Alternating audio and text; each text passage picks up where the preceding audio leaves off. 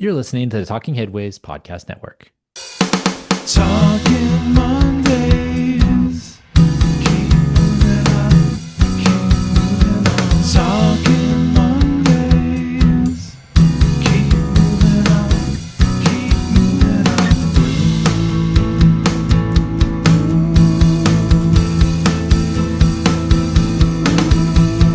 Talking Mondays. Keep moving on. Keep moving on.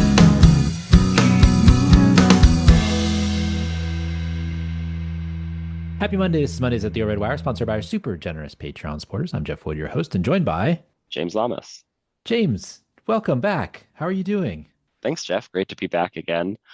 It was probably over 2 years ago that I was here last. I think so. And then the 2000 or 2020 election as well. You were on that show. That's right. We had you on there. Yeah, it's been a little while. I feel like I message you every once in a while, or I know that I see your Instagram and stuff like that. But yeah, you made a move since I last chatted with you. That's right. When we talked last, I lived in Houston and had been there 15 years or so. But in the last year and a half, I've moved to New York City. I moved back to the Northeast. I was actually born in the city and grew up in Connecticut, but it was my partner's job that instigated the move. At the same time, I switched jobs. I was previously at a small transportation planning and engineering firm in Houston. It's very Houston focused, which was really great for the time I was there. But with the move, I switched jobs and am now at Nelson Nygaard, doing transportation planning and engineering in a variety of places around the country. So that's been really fun too to get out and work in a larger variety of cities. Does it feel good to go home? Oh yeah, it's great to be back in the Northeast. I'm in Connecticut at the moment. A lot of my family's here, and I get to see them a lot more often. I bought an e-bike last summer to make trips to Connecticut easier. So train plus bus plus e-bike can get me to all of the various urban, suburban, and rural places that my family is. It's funny when you said e-bike, I was like, oh, you're going to take your e-bike and go all the way to the places where I didn't even think about the connections with the train. And then I popped in my head before you said it, I was like, oh yeah, train, bus connections and stuff like that. But you can take your e-bikes on the trains and the buses and it's not a problem. Nobody gives you a hard time about it. Yeah, I wouldn't try to take it on the subway at rush hour. I think it's allowed, but would just be very difficult. Metro North also has some peak restrictions, so you got to work around those. But other than that, the other trains in Connecticut, the buses, all make it possible to travel farther faster than an e-bike alone. And then the e-bike makes the hills out here manageable because they are considerable. The e-bike I got is rather large and rather heavy, so it takes a bit of hoisting up onto the bus bike racks, but so far no issues. Yeah, that's awesome. I used to take Bart to visit my grandmother and sometimes I'd bike or sometimes I'd take my bike to work with me. And yes, during rush hour, I had to skip like 7 or 8 trains sometimes before I could actually get on a train. And then they don't let you stay on the first car too. So even more restrictions related to that. But that's how it goes. And it's good to have full trains as well. I wish we had more of those these days. And they're getting better, but we'll see what happens the next few years, especially if we get some funding here. So in terms of like transportation and policy and stuff like that, what's been interesting you lately? The policy landscape, of course, has been continuously changing, and I'm not sure anyone is quite sure what to expect in the next couple of years, but the need for transportation is not diminished. And, a lot of the work we do is really among the most cost-effective transportation possible, that being walking, biking, and transit. And so, I'm optimistic in general, but I don't think there will be I wouldn't expect to see any reduction in need in these types of affordable, space-efficient transportation modes. So far, haven't seen anything too dramatic happen. Projects have paused and unpaused, and some funding outlooks are less certain, but haven't seen any major impacts from that yet.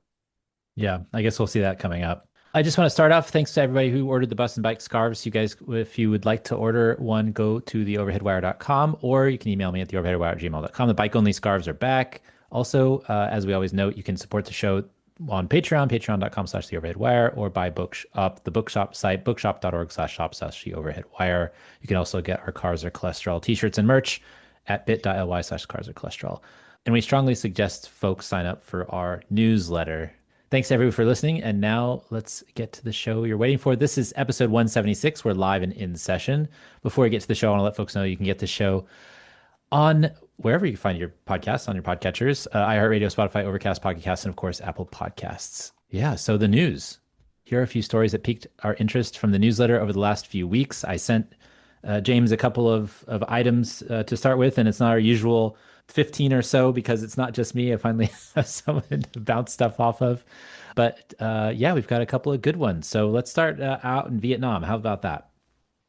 Sounds great. Vietnam to phase out gas-powered vehicles. Beginning in July 2026, Vietnam will ban gas-powered motorcycles in central Hanoi in an effort similar to other international cities' clean air zones. The program is likely to be followed by bans on gas-powered cars in Hanoi, all to reduce emissions. Gas-powered bikes will be phased out nationally by 2045. This was by Micah Toll in Electrek. Yeah, so what did you think about hearing that Vietnam, the place that's known for its motorbike culture, is going to get rid of, in Hanoi at least, in the central city, is going to get rid of gas-powered bicycles, motorbikes. Yeah, there's a lot going on in electric micro transportation these days. I was in my hometown here in Connecticut last weekend, and two kids pulled up to the farm stand on what looked like dirt bikes, but were whisper quiet e-bikes. And so, yeah, I mean, the technology is clearly getting there where, these electric vehicles are better in many ways than the gas powered vehicles that we're used to. What this also reminded me of was congestion pricing in terms of a policy that seems like it could have immediate and really transformational benefits to the city. As of course we say, sometimes cities aren't loud, cars are loud. And, a lot of these, especially older, especially two-stroke motorbikes are very loud.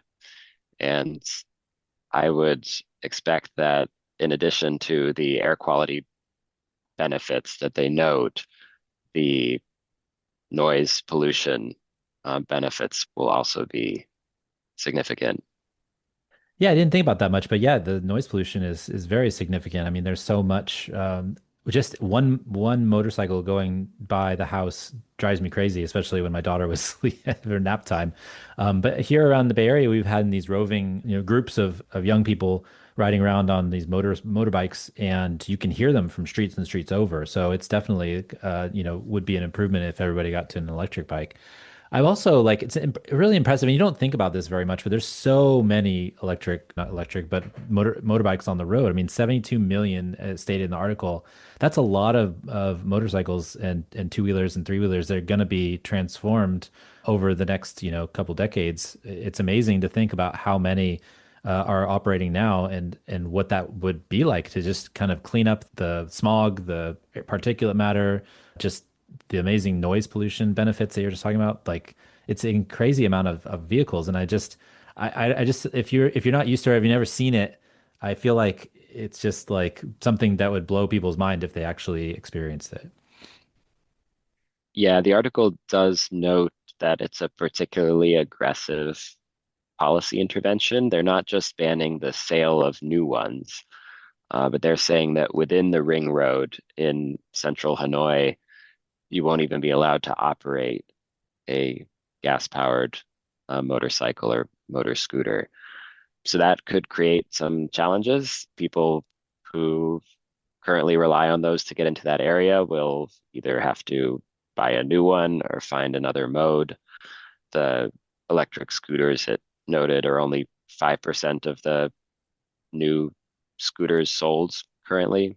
It's not clear if the market is ready to supply that many, but I guess we will see. They feel that there was a big problem to solve here, and they're taking aggressive steps to do that. It is pretty quick. 2026 is right around the corner, which is crazy to me to think about. I feel like it was just in 2020. But I am interested to see if like maybe it gets pushed back a little bit just because of the number of vehicles that are going to have to be transitioned and the equity issues that come with that, right? So let who gets to, who can afford a new bike, who can drive into the central city. Usually that's going to be the more fortunate people who are able to do that faster. And so I'm wondering if it gets some pushback, or if it's just a signal like, hey, you got to do this and figure out any means necessary to get it done. There could also be unintended consequences. For example, it notes that they're considering doing something similar with cars, but that would be some years out. Could be some people switch to modes that are worse for the environment and for uh, for the urban society overall, like gas-powered cars. Yeah, because they do say that that's next after the motorbikes is the cars, but it's a longer timeline. And it might be just because the constituency for cars is maybe more vocal and might be able to push back more than maybe the constituency for motorbikes. I'm not quite sure, but that's kind of what I would feel like if that's what happened here in the United States. Yeah, it could be. All right, next up, walking matters. New research released by The Lancet suggests that raising step counts from 2,000 to 7,000 per day has a significant impact on health. A 47% lower risk of mortality was associated with increased daily walking activity. While it's been known that physical activity has health benefits, this study was able to target a specific number that doctors could share for patients to achieve. This was by Ding et al. In The Lancet. 57 studies, 35 cohorts were included in the systemic review, and 31 studies from 24 cohorts were included in the meta-analysis for this piece. And they also note that these analyses, some of them have small sample sizes, some of them have associated research issues with them, but overall, it seems like a pretty positive move to go from 2,000 to 7,000. Now, 10,000 has been kind of the gold standard that people have talked about for a while, but they say that you could actually get the accrued benefits from this 7,000 number, and it might be an easier number to achieve than the 10,000. So, what do you think about this study and that's what came out of it?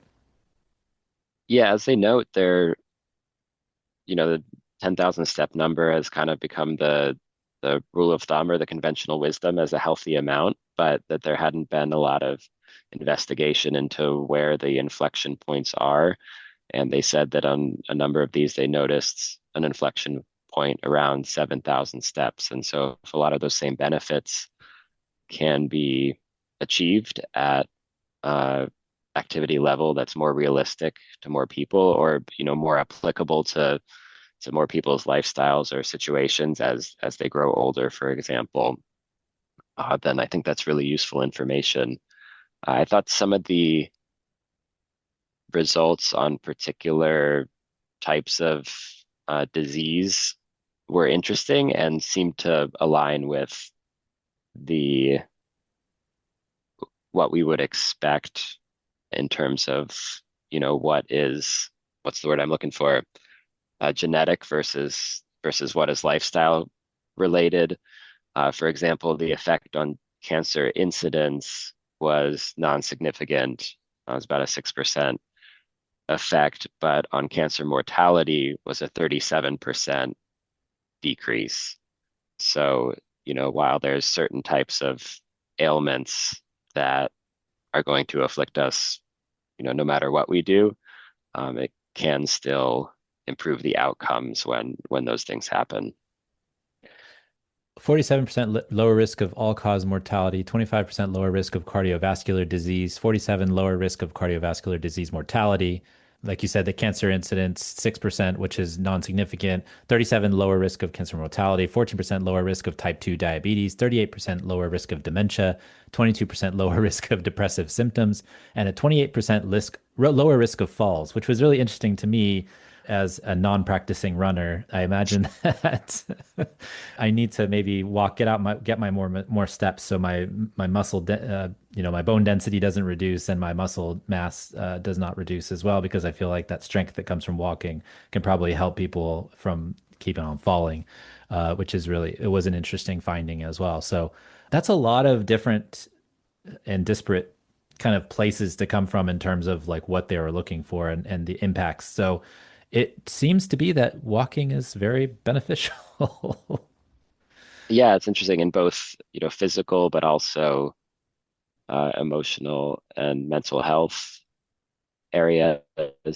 You see some of the effect I was mentioning before in the cardiovascular disease and the type 2 diabetes as well, both of which have strong genetic components in terms Mhm. of the incidence, but where it appears that a greater activity level can improve the outcome. This is something I've noticed in my own life too. And sitting here in my basement, doing my work and recording podcasts and all that stuff, I find that sometimes the days when I'm don't get to go outside or I don't get to go on walks, I definitely have like a worse feeling generally in how I feel. And I imagine that as you probably still run, I don't anymore, but the feeling that you get from just doing exercise is remarkably improves my mood and how I'm feeling that day. And so if I go a couple days without being able to go outside because I come straight to work and go back to doing things around the house, I feel worse. I don't know how you feel if you can't get out for a walk or a run or other exercise. Is there something like that you notice when you're not being active? Yeah, definitely. For me, it's sleep. Like I'm less likely to get to bed at a decent hour and get a good night's sleep if I haven't gotten any activity one day. And sleep's important too. Maybe that's part of this too, is like sleep is a really important factor in all of these, incidences of disease and infliction. So that might be part of it too, is it just like impacts the way that your body repairs itself when you do go to sleep.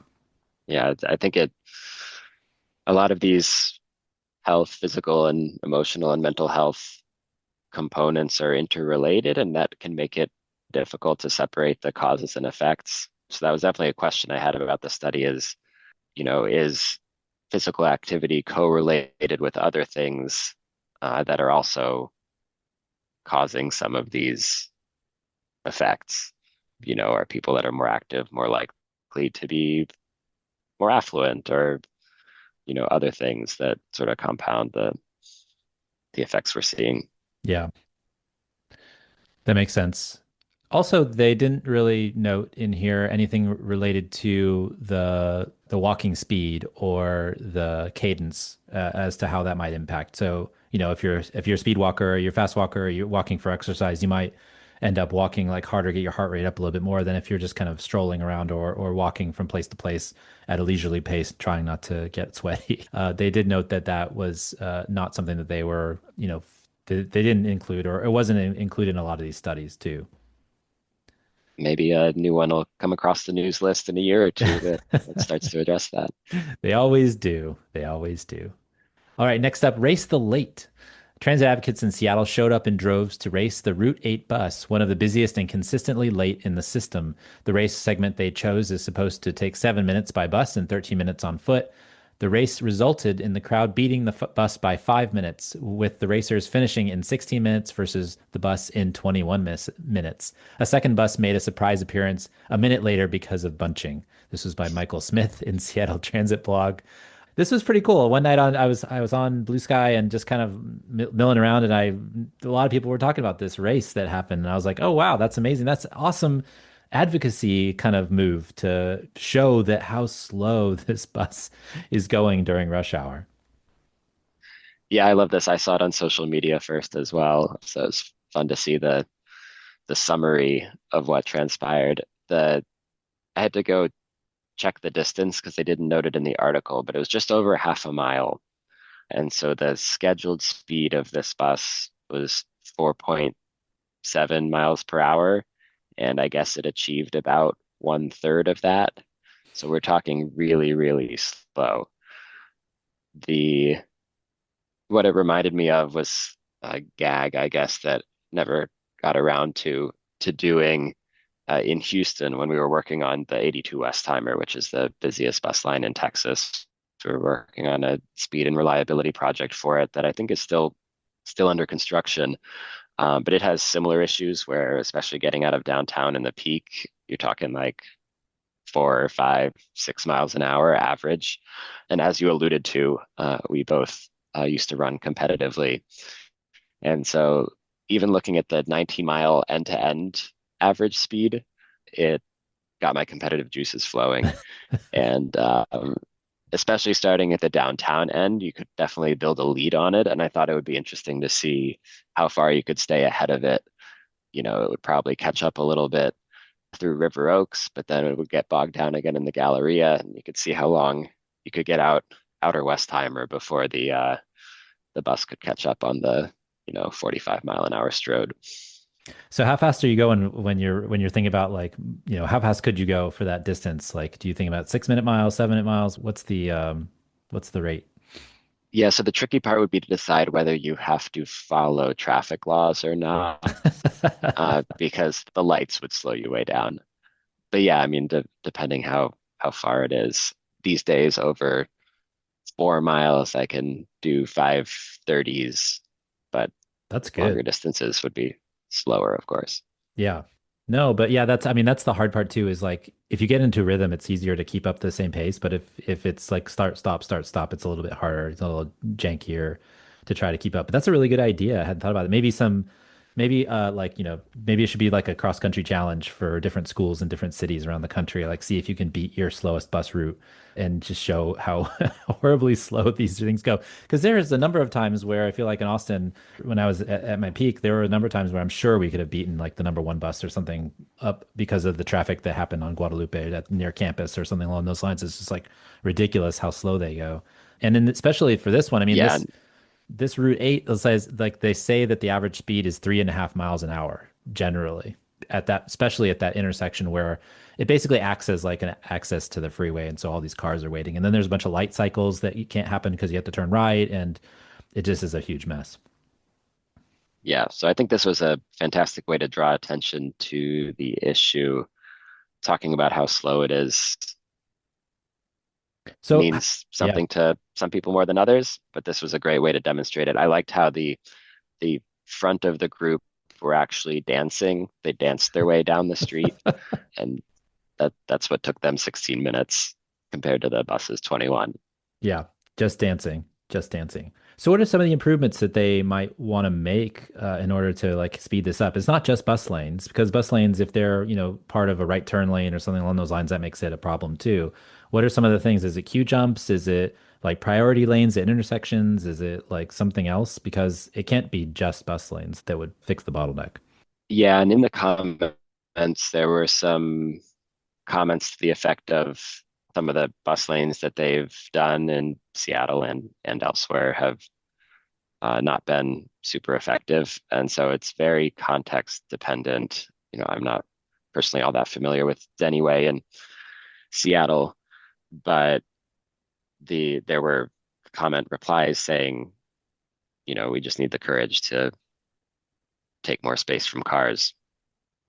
Because really, this is an astounding waste of public resources to have professional drivers on the public payroll driving $1 million vehicles essentially nowhere Yeah, sitting in for traffic.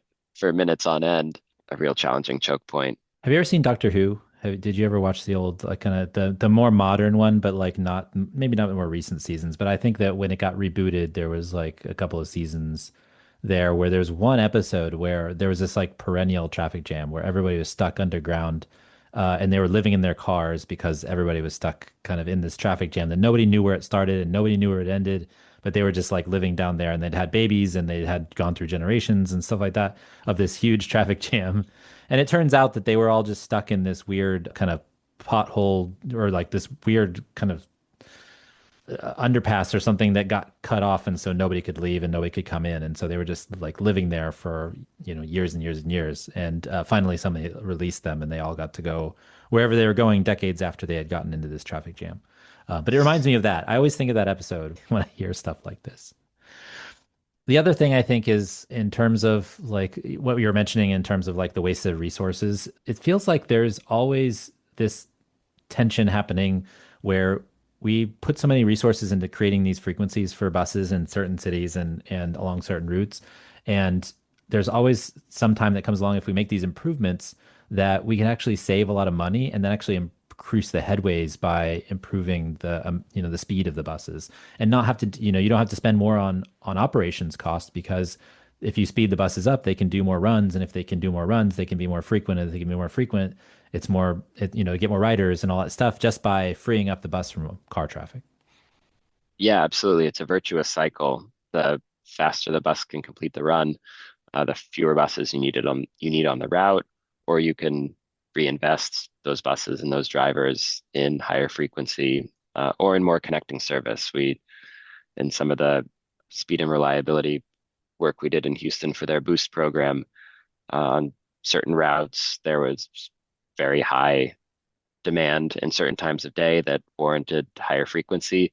In other ones, our recommendation was to invest it in connecting service so that more people can get to that faster, more reliable service. Yeah, so the Route 8 has the title of the slowest all-day route in King County Metro's 2024 system evaluation for the second year in a row. I think that they should be able to improve on that, and hopefully they, drew attention, the advocates at least drew attention to the fact that bus is, and it's not a downtown bus either, it's a crosstown bus, which is another interesting factoid about this specific instance, which is, all the work from home and all of the stuff that's been happening in cities, these crosstown buses do a lot of work that might not get heralded as much as some of the ones that go downtown and got a lot of ridership before just from the commute. It's an important bus for the system, and hopefully they can get that fixed. Yeah, it's great to see crosstown buses getting more attention. Just today, I was looking at the 82nd Avenue FX in Portland, which is a similar crosstown corridor that's very busy, Hmm. but rather slow and unreliable now, and it's going to be getting some investment to speed that up. Yeah, north south. I think I've been on that bus before. Very exciting. All right, should we talk about Brightline?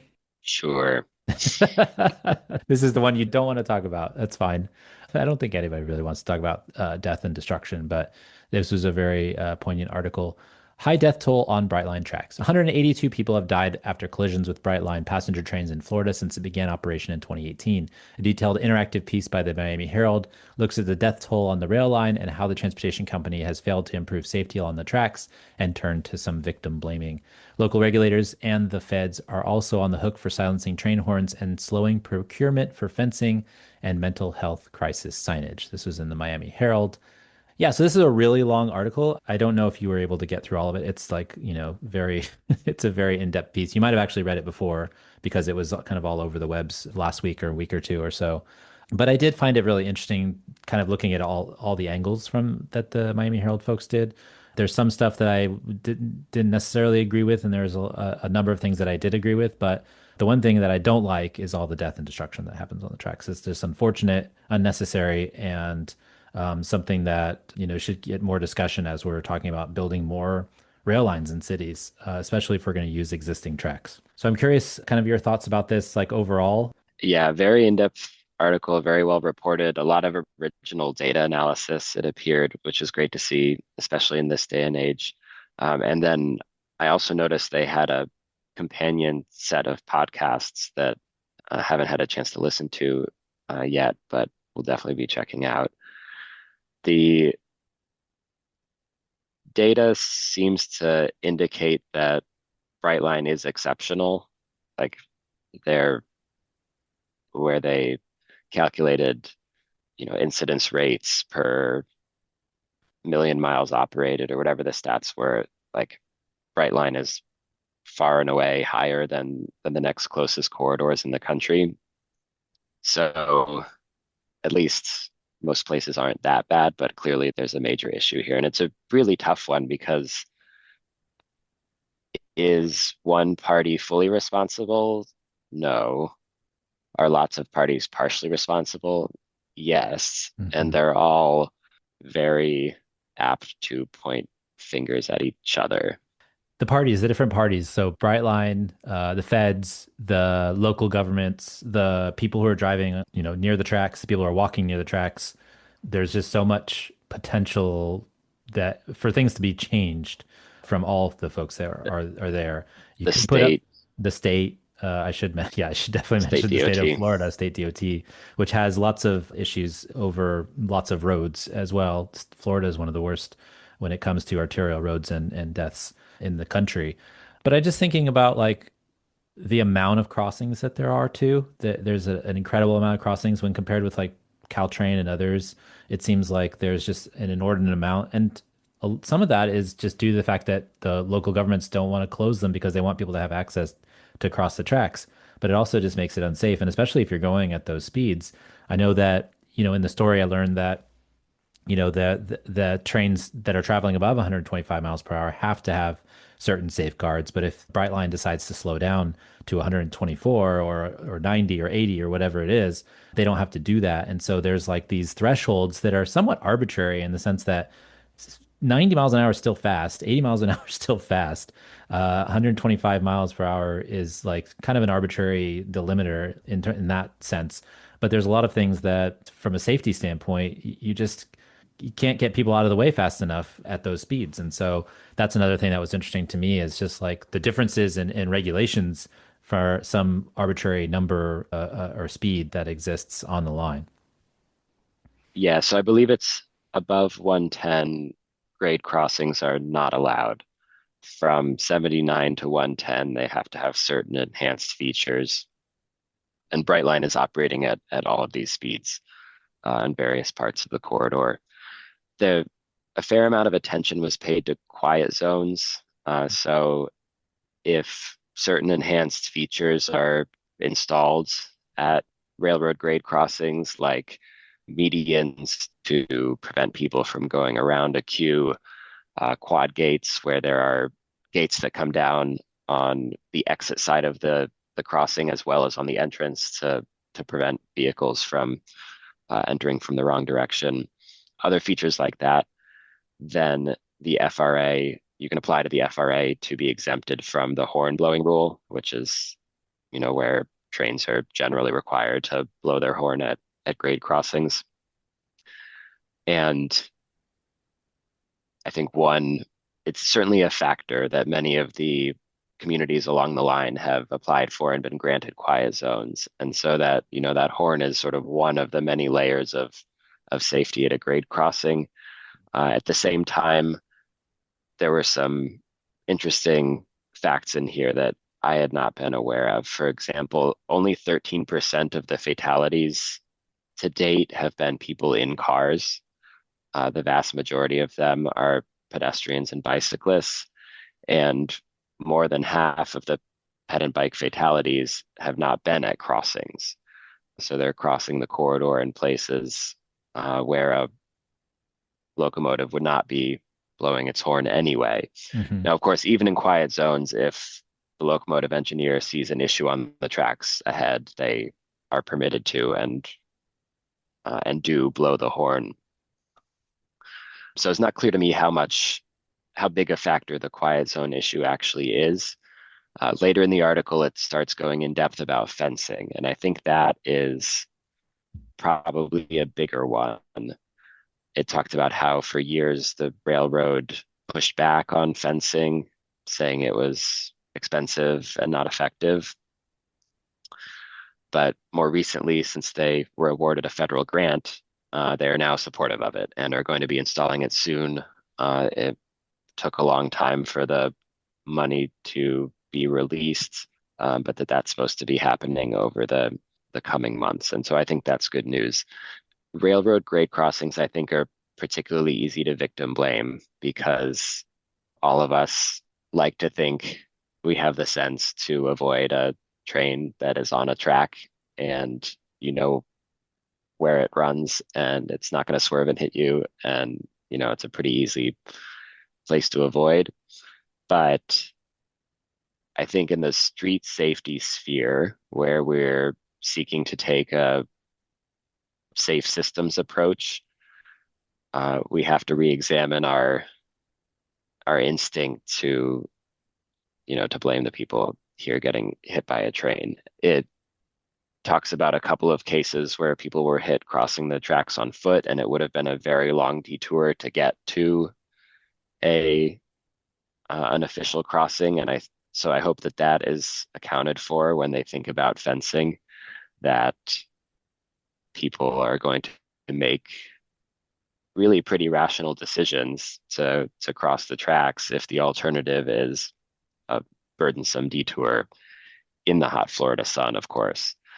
So I think that hopefully as they're designing these countermeasures, they're keeping that human nature in mind, that if they're going to be restricting crossing of the tracks, they need to ensure that there are adequate opportunities to do so because people need to cross the tracks. Yeah, I mean that goes to the kind of the ideas of pedestrian desire paths, right? Like, and even in some of the discussions about street safety and traffic safety, people who have been killed, kids who've been killed crossing the street mid-block because crossing for the street is so far one way or the other. It might be a mile one way or half mile the other way, and so your house is on the other side of the railroad tracks.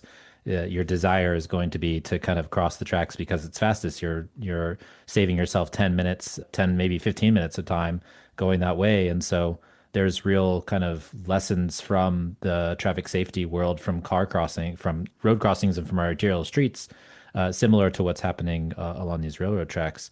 The other thing that and I don't know like what Apple or iTunes or podcasts allow you to say about this, but then there's also the mental health crisis, the stuff that happens for both the people walking across the tracks and staying there, and then also the drivers of these vehicles too, the train drivers and what they have to see and experience. And there was a story in here about one driver who saw three or four different instances of this.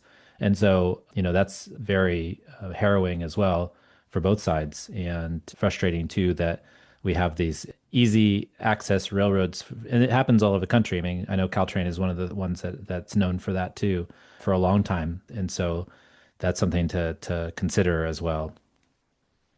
Yeah, I appreciated that the authors dug into some of the claims that are usually the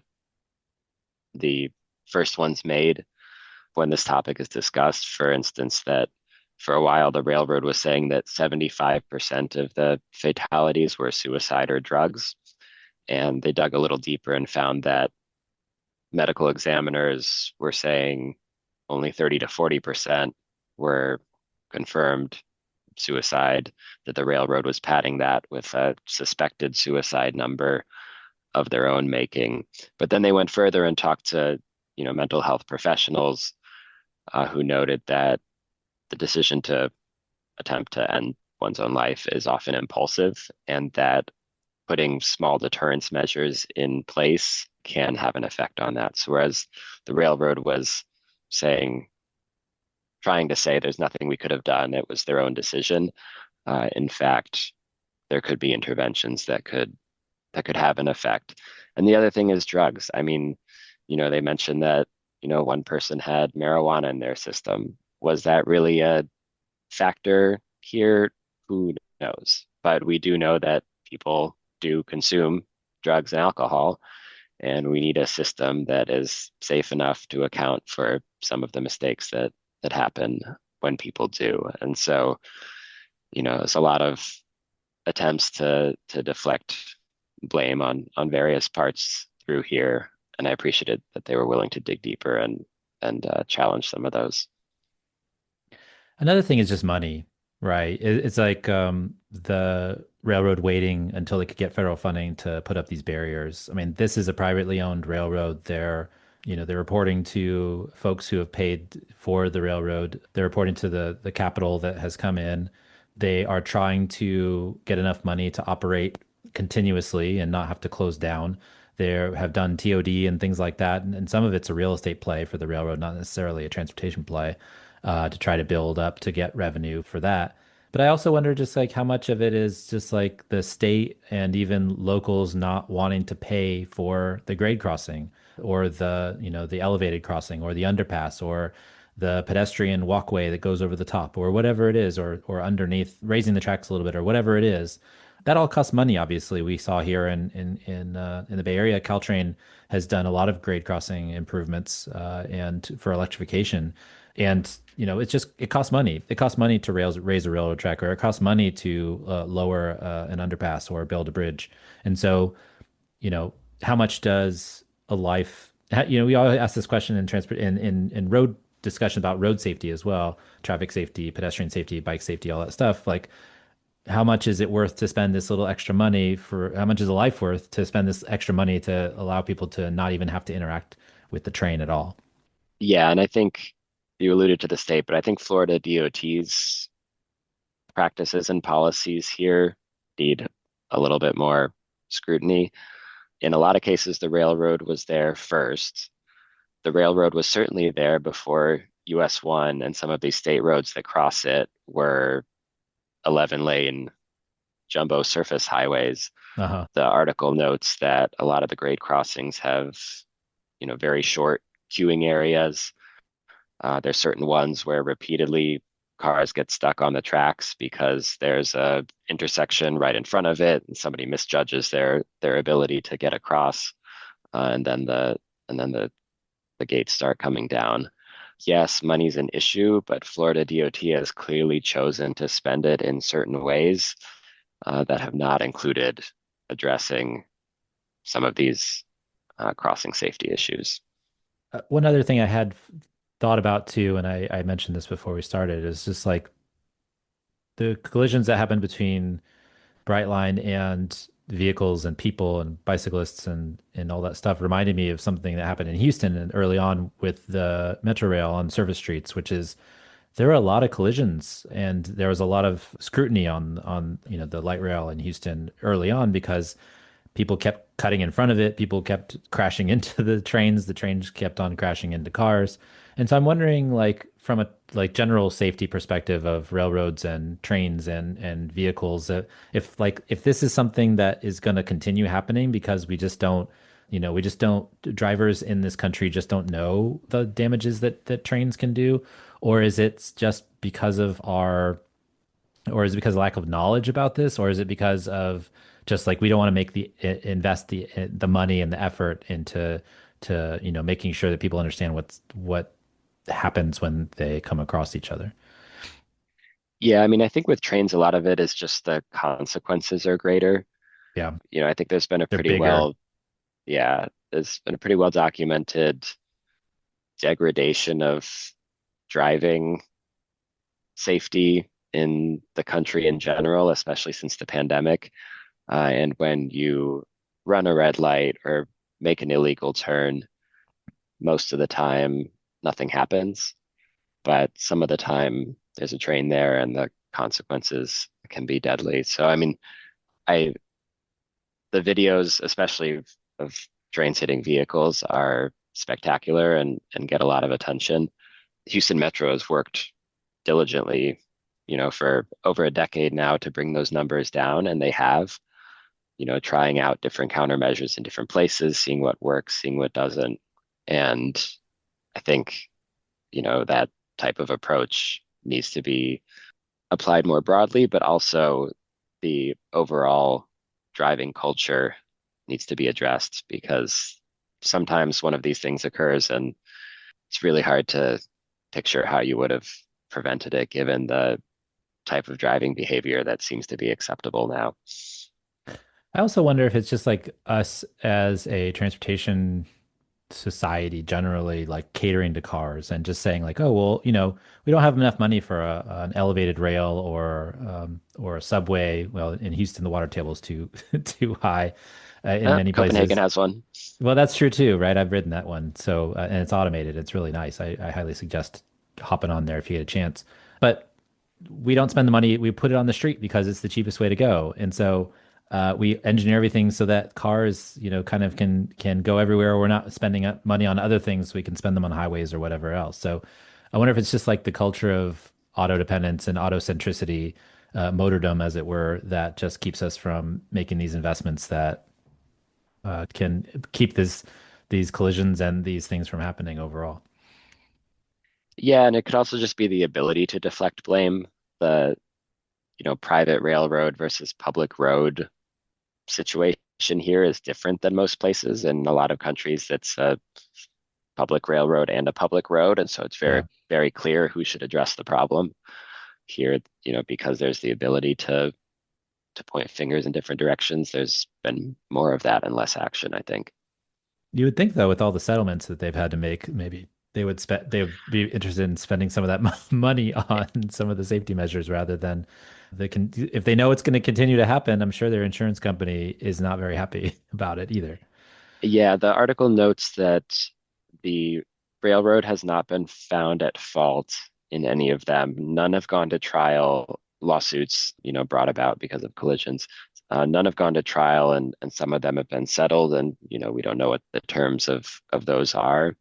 But yeah, this is not good for the railroad. It talks a little bit about the experience of being on a train that's involved in one of these crashes, and being delayed for hours, the not being provided much information because the railroad doesn't want to divulge that, but that's very disruptive to operations and to their business. So you would hope that they would be a more active partner in finding a solution. I've actually had the unfortunate experience of being on a train that struck a person on the Amtrak Cascades once, and yeah, it's not obviously least of all for the person who's hit, but it's not a good experience for anyone involved. Yeah.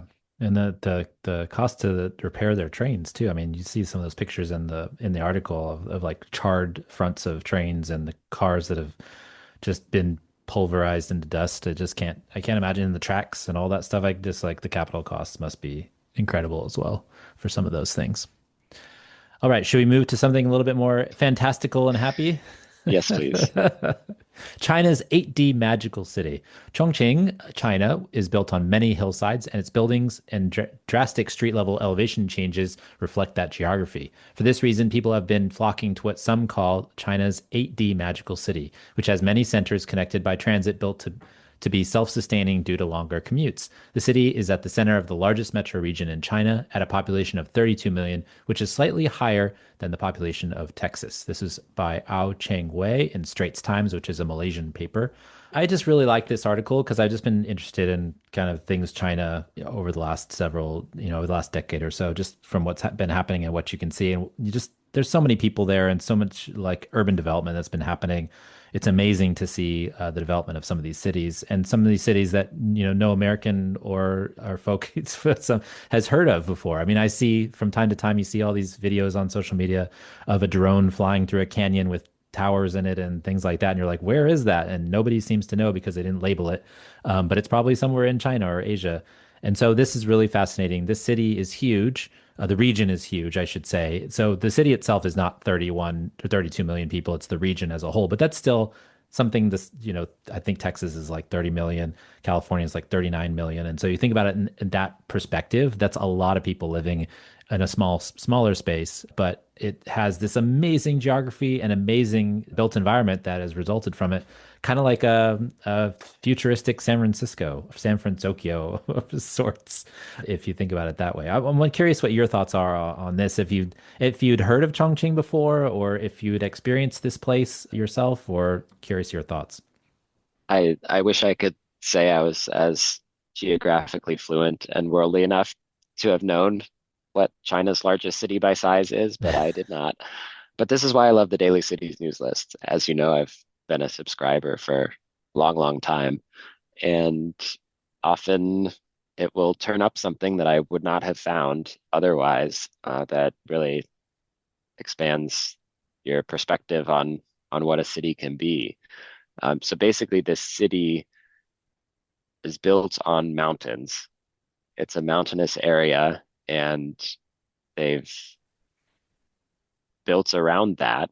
They're blessed with bedrock that makes it possible to build these buildings on very steep slopes. And they're strategic in terms of putting different entrances at different levels, so that even without elevators, they say, people can get to all parts of these tall buildings relatively easily, I guess. It If you it call it walking up mentions somebody's steps easy. yeah, it mentions escalators in relation to the metro. They have a metro system, but I found it hard to believe that they really make do without elevators whatsoever. Um, which would certainly present challenges for people who aren't able to walk dozens of flights of steps every day. Yeah. Just imagine like if you haven't heard or seen of this place or watched any YouTube videos about it, like Think about like going into a building, but you're going into the building on what looks like the ground floor, but it's actually like the 32nd floor. And and then on the other side of the building, you can go down to the fourth floor, and that's the bottom of the building. And then on the other side, maybe it's like the 16th floor. That's the actually the exit to street level. And there's so many Hmm. different spaces that where you have to walk up many flights of stairs. I think you mentioned there's a metro station that like has eight flights of escalators to get from one street level to another street level. There's mentioned in the article that the number of bridges in the city has grown from 4,000 in 1997 to more than 20,000 today. So there's 20,000 bridges that connect buildings to street levels, to other buildings, to everything else. There's this crazy expressway, which is like five different levels. If think about the worst spaghetti junction in the United States and do that like eight, three-dimensional, like with five different levels on it, that's crazy. It's just like a really crazy place. And it's something that they mentioned also this is like it probably isn't something you can replicate. The Chinese government has put a lot of money and effort into this city, mostly because it's very inland compared to all the other cities, and it was the capital during World War II when the Japanese were attacking China. And so it has all these kind of things. It's all on two major rivers. It's kind of this connective point for the western part of the country, and it's still kind of in the center. China is this vast country where most of the people live on the east coast, but there's still parts in the center, and then you go up into the Tibetan Plateau and places closer to Kazakhstan, which are very lightly populated. But there's a lot of land out there, almost like the Western United States, but I think even more.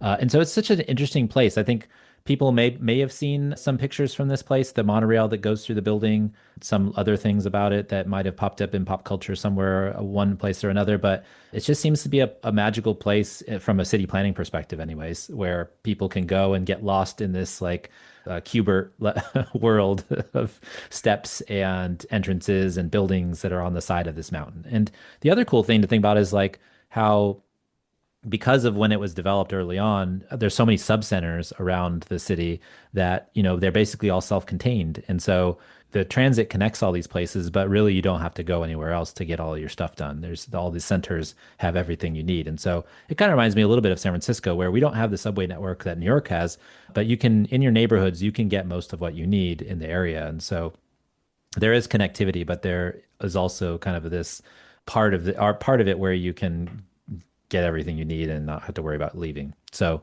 I think I repeated myself a couple times there, but No, yeah, I thought some of that history was interesting that because travel is so difficult there with the geography, and especially before the metro, that it had to develop in functionally complete clusters, which is, I don't think it's a original concept in urban planning, but this is an example of what it looks like when that is pursued out of necessity.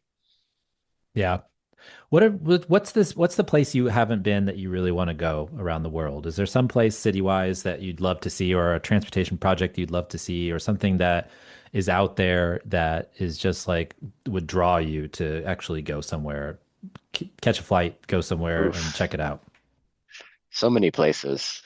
I've only been to Africa once. There's obviously a lot more to see there. I've only been to Asia once.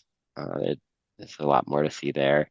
Even in Europe, my family's from Spain, so I spend a lot of time there. But as a result, I've not made it too far to the east. Right after this, actually, I'm going to help my cousin plan some of her travel for a wedding in Switzerland. So at least I'll get Nice. to experience that vicariously. Yeah. Yeah, I mean, I was just last year my wife and I went to China to visit her family, and we went to the Greater Bay Area, which is not San Francisco. It's actually the area that encompasses Macau, Hong Kong, Shenzhen, Zhuhai, and I can't remember the other city that's in there, but there's another city in there that makes up like 90 million people or something like that. And we got to go to a lot of these cities, and it was just like this really eye-opening experience where I go to Shenzhen and I'm just like, holy crap, they built this whole like, 16 line subway network in like the last 20 years. And Hong Kong obviously has its charm and its connections that are really amazing too. But even the place like Zhuhai, which is just kind of used to be a small fishing village, has grown up and just become this metropolis with lots of really interesting buildings and things like that. So just going to like any of these major cities. I want to go to Malaysia. I want to go to Hanoi. I want to go to just big places, Seoul, Tokyo, even smaller cities would be great just to kind of go and hang out. I always say on the show, I wish I could live a million years, not because I want to like have power or anything like that. I just want to watch everything. I just want to go and live someplace for like maybe a decade or something and see how you can become a part of a place. And so it's a real bummer that there's all these experiences that you could have around the world and you only get to have a very, very, very, very, very small amount of them. Yeah, too true. Yeah, I know you're a big traveler, so I'm envious of you a lot of times because it seems like you're all over the place. But and taking transit everywhere you go, I that's also impressive. You're an ultimate transit traveler. Yep, it's usually 30 something local transit systems a year. Should tally my more recent numbers, but uh, yeah, it's fun to see where transit can take you. Yeah, for sure. All right, this week and every week, I want to thank our generous Patreon supporters. You guys are awesome and keep the show going by listening and supporting each month. This show and Talking Headways really wouldn't be here without you, so thank you very much. And you can also support the show by going to patreon.com/the overhead wire. $2 a month will get you some stickers and a handwritten note and a really cool train station stamp. And $10 a month will get you one of our scarves. I also want to let folks know that you can get Raymond Unwin's 1909 classic Town Planning and Practice in audiobook form by going to raymondunwin.com.